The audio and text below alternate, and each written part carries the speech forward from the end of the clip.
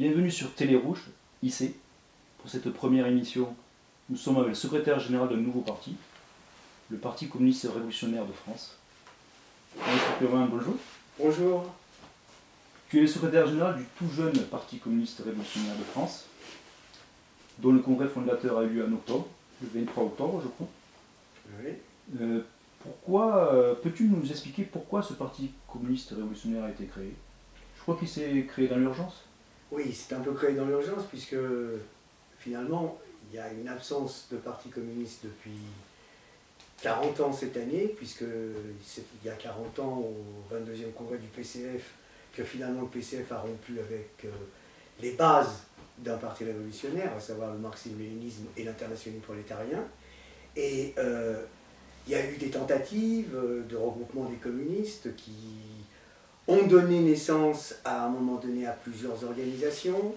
Et parmi ces organisations, l'Union révolutionnaire communiste de France, qui avait comme objectif l'unification du mouvement communiste dans ce pays. Et dans la dernière période, nous avions entamé un processus d'unification pour recréer un parti communiste avec des camarades, et cette tentative d'unification a échoué. Nous nous sommes longuement exprimés dans l'intervention communiste et à notre congrès sur les raisons de l'échec de cette unification, mais nous pensons qu'aujourd'hui, il est nécessaire que se pose d'une manière organisationnelle la nécessité du parti. Ce qui ne veut pas dire que nous prétendons que ce parti est le parti qu'il faut à la classe ouvrière du point de vue de son achèvement, mais qu'il est nécessaire de poser la question du principe de l'existence de ce parti pour que tous ceux qui se sentent communistes dans ce pays, et de ce point de vue je reprendrai ce que disait Staline à propos des communistes qui sont sans carte, c'est-à-dire ceux qui ne sont pas membres de notre parti. Certains d'entre eux sont peut-être plus communistes que nous. Il est nécessaire que ces camarades se posent la question de la nécessité de s'organiser dans un parti qui soit discipliné, un parti qui soit uni sur les bases du marxisme-léninisme, de l'internationalisme prolétarien, et qui soit capable de prendre la direction du prolétariat de notre pays pour faire ce à quoi servent les communistes, c'est-à-dire la révolution. Tu dis que ça fait 40 ans d'absence de parti communiste. Quels sont selon toi, dans la situation actuelle, dans le pays, maintenant les facteurs qui seront positifs, propices au développement de ce tout nouveau Parti communiste révolutionnaire de France, mais aussi les obstacles? Alors, les moments propices, je dois dire que quand on regarde la situation telle qu'elle se trouve, on ne peut pas dire qu'on puisse être d'un optimisme échevelé. Ceci dit, il faut prendre en compte plusieurs aspects. Le premier, c'est que la question de la révolution socialiste, et je crois qu'on ne peut pas séparer la question de l'existence de notre parti de la question de la révolution socialiste, ce n'est pas un problème qui soit résolvable du point de vue d'une vision mécaniquement historique.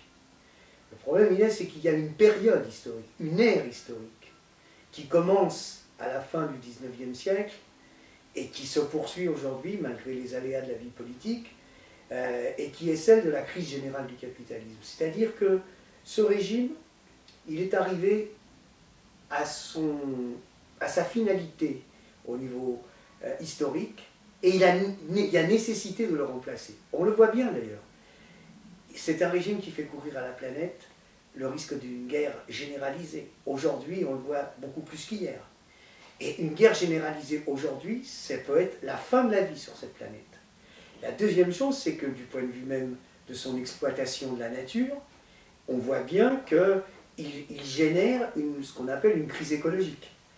On voit bien aussi que plus les choses vont, et moins la satisfaction des besoins primaires des masses populaires est donnée par ce régime. Et donc, en fait, il est arrivé en fin de vie, il est obsolète, il est confronté à des scandales, la spéculation, le trafic d'armes, le trafic d'individus, la prostitution, la pornographie, la drogue, les armes. Tout ça fait que il y a nécessité historique de remplacer ce système. Et pour le remplacer, il n'y a pas 25 alternatives. Il y en a une. Cette alternative, c'est le fait que la classe de ceux qui produisent les richesses avec leurs mains, avec leur tête, avec leur corps, avec leur sueur, avec leur cerveau, eh bien, ces gens-là prennent le pouvoir et fassent en sorte que la société soit réorganisée sur une autre base que celle qu'elle est organisée dans cette société-là.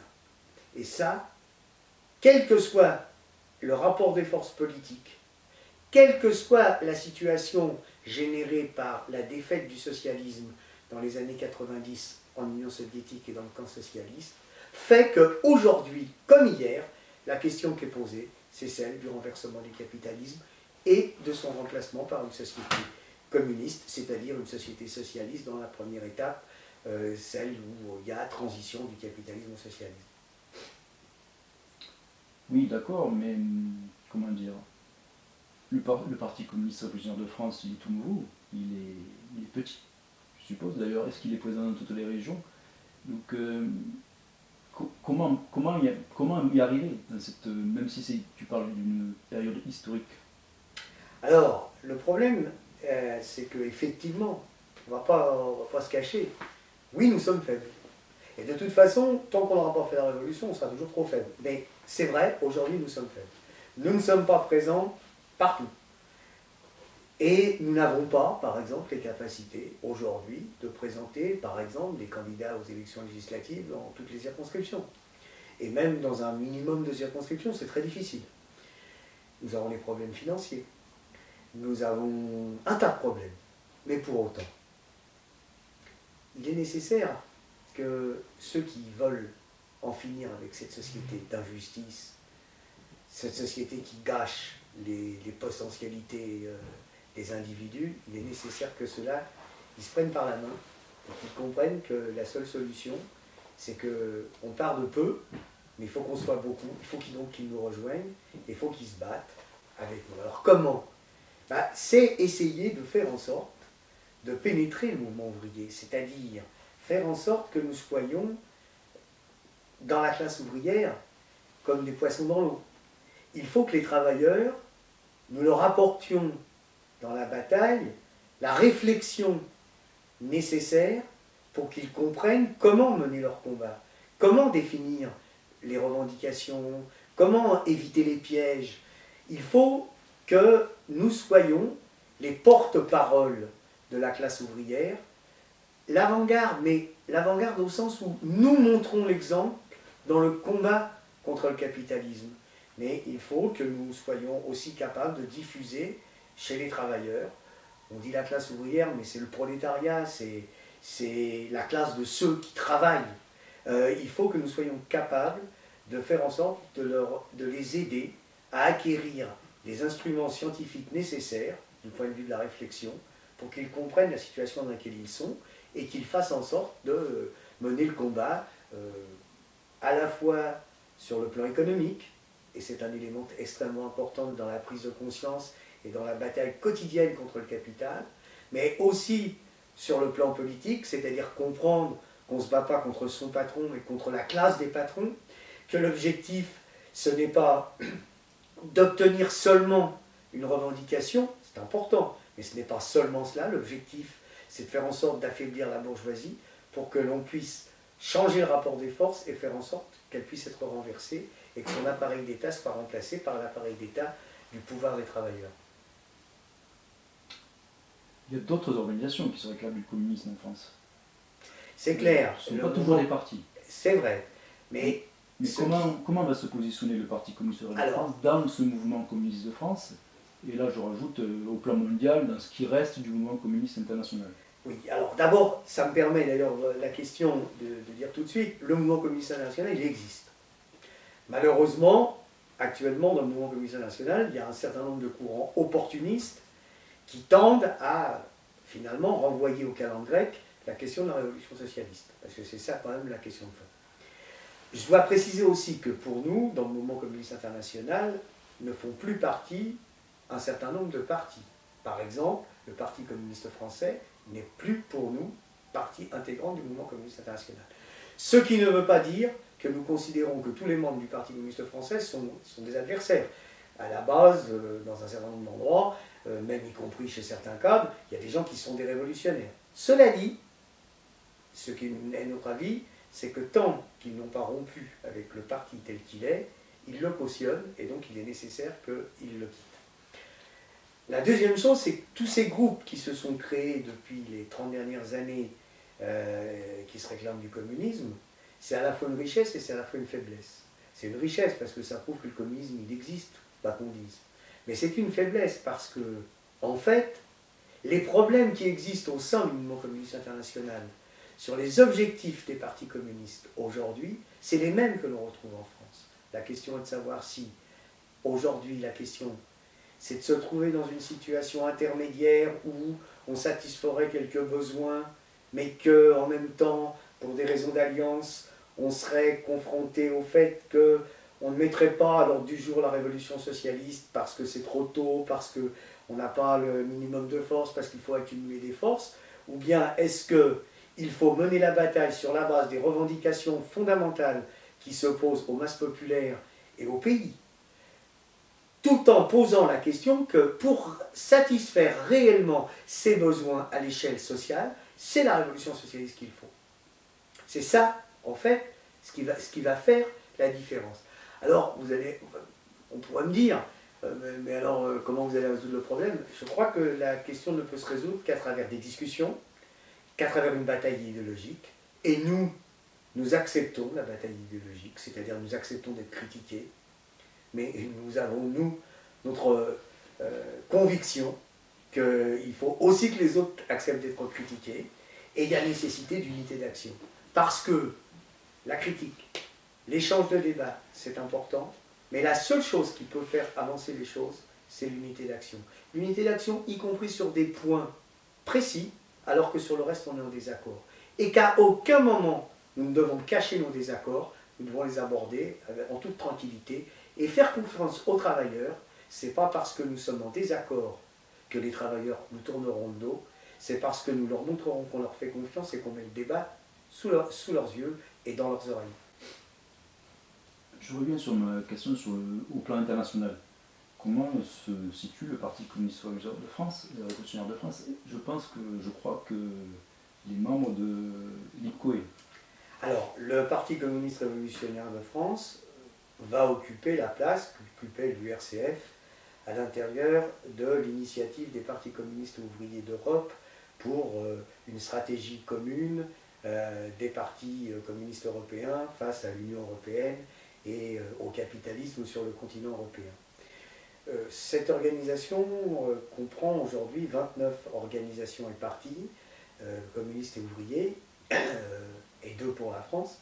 Et nous pensons que c'est un élément extrêmement important parce que c'est la première fois depuis des années qu'est posée la question de la nécessité d'élaborer une stratégie commune. Ce n'est pas quelque chose de simple. D'autant plus qu'on hérite de tout l'héritage depuis 1956 de cette idée que chaque parti communiste se débrouillait dans son coin et faisait ce qu'il voulait. Je caricature, mais c'était quand même ça. Et donc, par conséquent, là, nous avons une structure qui est pour l'instant très lâche, mais une structure qui permet régulièrement d'échanger les points de vue, de se contacter. Et par exemple, le 23 janvier prochain, l'IPCO aura une réunion plénière organisée à l'initiative du Parti communiste de Grèce. La deuxième chose, c'est que nous nous situons dans le mouvement communiste international sur des bases qui regroupent aujourd'hui environ une trentaine de partis communistes et qui sont ce que j'ai dit tout à l'heure, à savoir la nécessité de poser la question de la révolution socialiste aujourd'hui et par rapport à la situation historique dans laquelle nous sommes depuis plus d'une centaine d'années.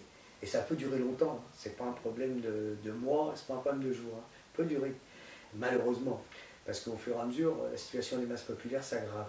Mais la deuxième chose, c'est que nous sommes aussi pour que tous ces partis renforcent leur coopération et que ces partis, en gros, hein, ce sont des partis qui posent le problème qu'il n'y a pas d'alliance de classe possible aujourd'hui avec la bourgeoisie, fût-elle une bourgeoisie qui s'oppose à l'impérialisme le plus puissant. La question fondamentale qui est posée, et d'ailleurs les événements en Amérique latine le montrent, c'est qu'on ne peut pas mener une bataille victorieuse si on a comme seul objectif d'empêcher ce que certains appellent l'empire de dominer la planète. La question fondamentale, c'est que dans chaque pays, ce qu'il faut, c'est se battre contre sa propre bourgeoisie. Et que se battre contre sa propre bourgeoisie, c'est se battre contre son aile marchande, c'est-à-dire la bourgeoisie monopoliste, mais c'est aussi se battre contre les éléments de la bourgeoisie non monopoliste qui, de toute façon, aspirent fondamentalement à rejoindre cette bourgeoisie monopoliste.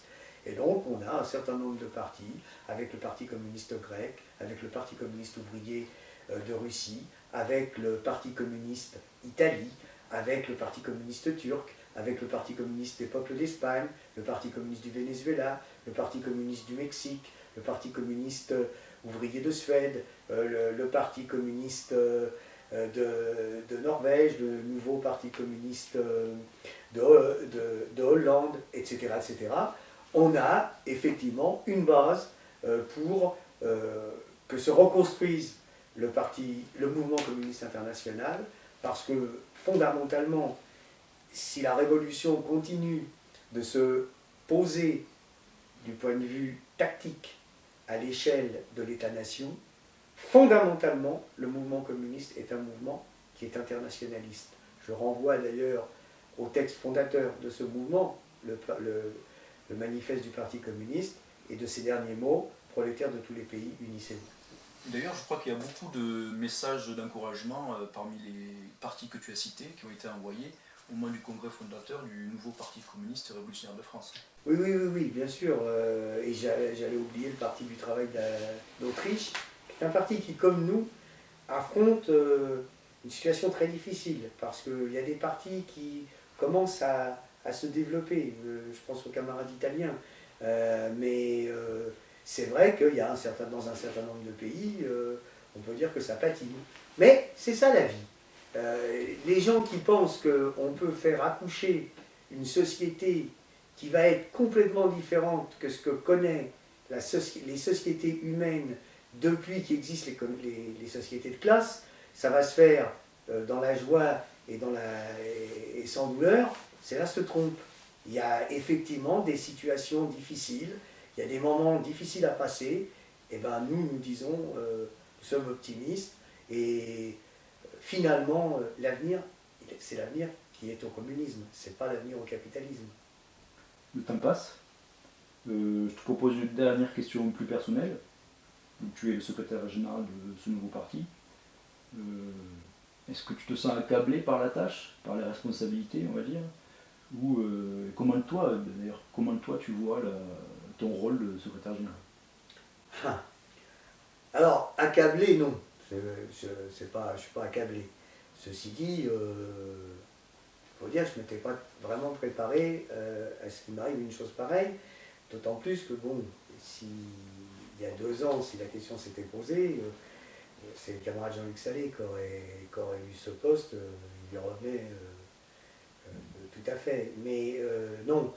En même temps, je dois dire qu'on m'ait confié cette tâche, qu'on m'ait fait la confiance de me confier cette tâche, ça m'a au contraire un petit peu, comme on dit aujourd'hui, boosté.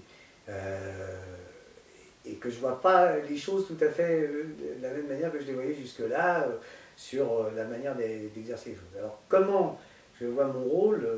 Écoutez, je crois qu'on peut dire que déjà, je ne vois pas que ça doit durer 20 ans, pour des raisons d'âge.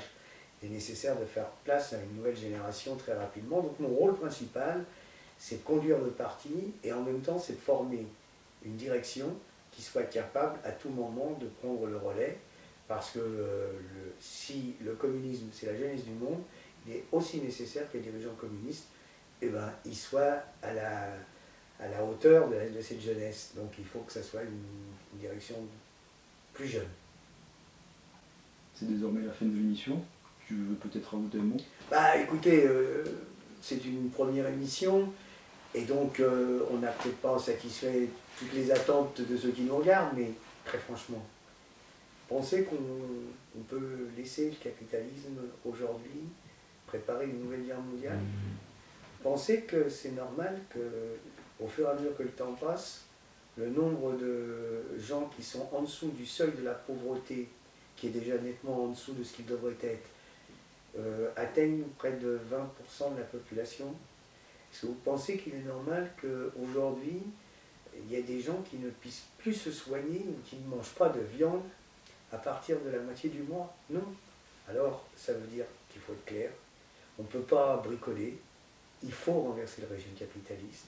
Pour ça, on a besoin de vous, et donc il faut que vous rejoigniez le Parti communiste révolutionnaire de France. Merci.